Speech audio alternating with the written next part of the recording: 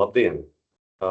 Tiekamies saulainā dienā, pirmdienā, bet pasaulē mieram satraucošā laikā un arī ekonomikai ilgtermiņā pietiekami daudz draudu pastāv no pašreiz notiekošās karadarbības Irānā un jau varbūt arī plašākā reģionā, tuvajos austrumos. Kopumā šis ir notikums numur 1, jo naftas un dabasgāzes cenas Eiropā ir dubultojušās kopš ASV un Izraela sāka veikt triecienus Irānas objektiem un kopš Irāna un tās sabiedrotie atbild.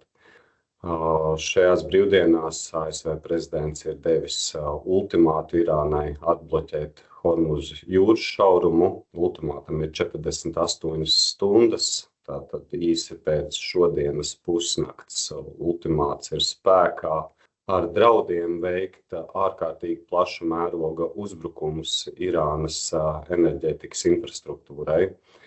Irāna savukārt gan savu šī brīža pretuzbrukums turpina un pret šādiem ultimātiem ir paziņojusi, ka tā izvēlēsies turpmākus leģitīmus Izraels un ASV pārstāvētos mērķus reģionā, pa kuriem veikt triecienu, un arī ir ļoti nosvērta pieaicināt sabiedrotos visā pasaulē veikt dažādu līmeņa teroraktus.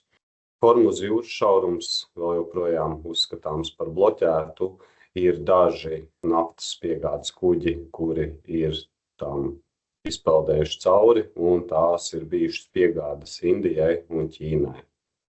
Par šī konflikta turpmāku atrisinājumu ātru, un šobrīd viena no ziņām ir, ka Pentagons ir vaicājis Baltā nama apstiprinājumu $200 miljārdu papildus finansējumam karadarbībai tuvajos austrumos, un līdzšinējie analītiskie apskati ir raksturojuši, ka diennaktī tiek tērēti vairāk kā $1 miljards ASV dolāru.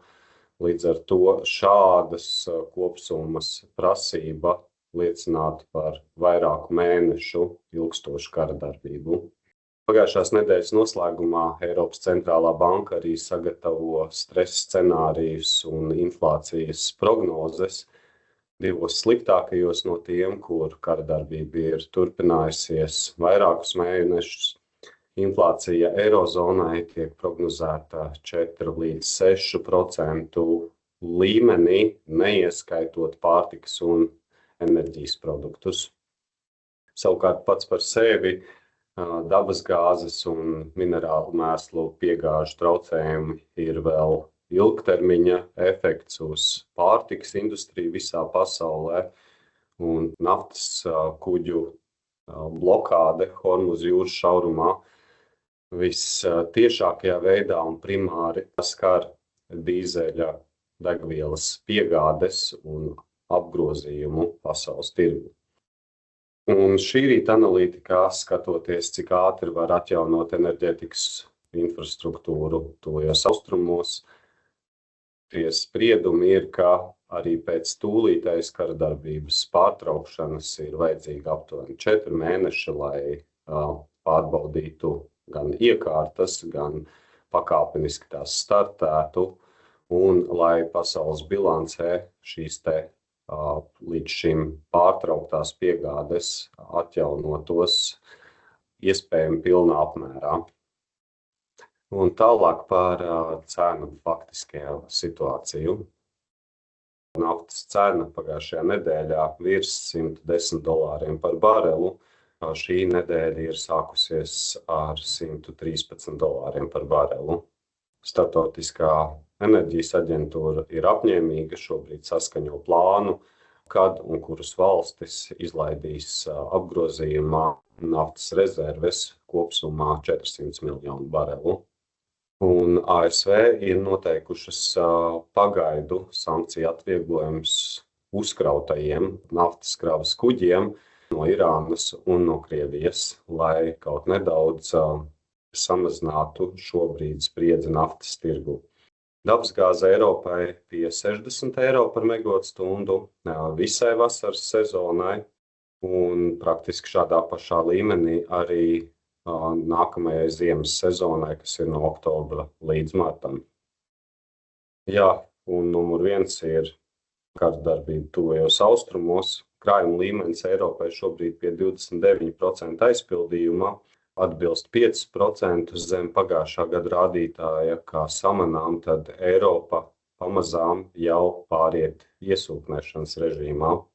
Savukārt kvotu tirgus ārkārtīgi svārstīgs, robežās no 64 līdz 68 eiro par tonu.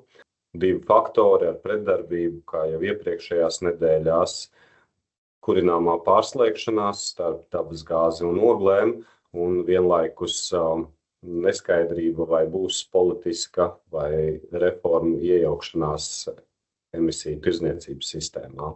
Par laikapstākļiem, kas noteiks Baltijas reģionam tuvākajai nedēļai līdz 2 vairākus no ražošanas procesiem, temperatūra virs vidējās, vēja izstrāde zemāka par vidējo rādītāju, un saules izstrāde noteikti pieaugs.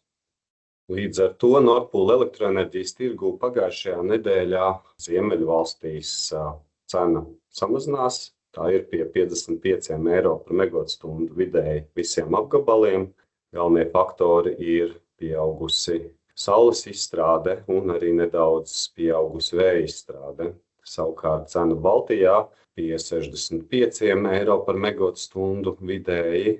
Mums galvenais ir bijis tas, ka saules izstrāde pieaugusi mazāk un vēja izstrāde ir samazinājusies, kur vienlaikus patēriņa pusē mums pagājušā nedēļa bijusi augstāka, līdz ar to pieprasījums augstāks.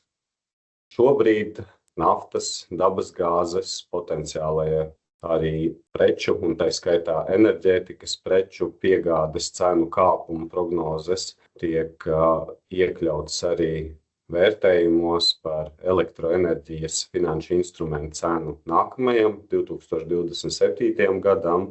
Ieraugām, ka Ziemeļvalstu apgabaliem cena pakāpjās, tā robežās no 47 līdz 59 eiro par megawatstundu atkarībā no apgabala. Polijas cena vēl joprojām tuvu 100 eiro par megawatstundu līmenim. Straujāk pakāpjās pagājušās nedēļas laikā Vācijas cena, pietuvojoties 100 eiro par megawatstundu par bāzes piegādi 2027. gadā, un tas saistīts ar degvielas ražošanas un dabasgāzes cenu prognozēm. Turpināsim sekot līdzi ļoti dažādiem datiem un notikumu pavērsieniem, lai pieņemtu arvien labākus lēmumus, kas saistīti ar elektroenerģijas ražošanu, tirdzniecību un risku vadību. Uz tikšanos!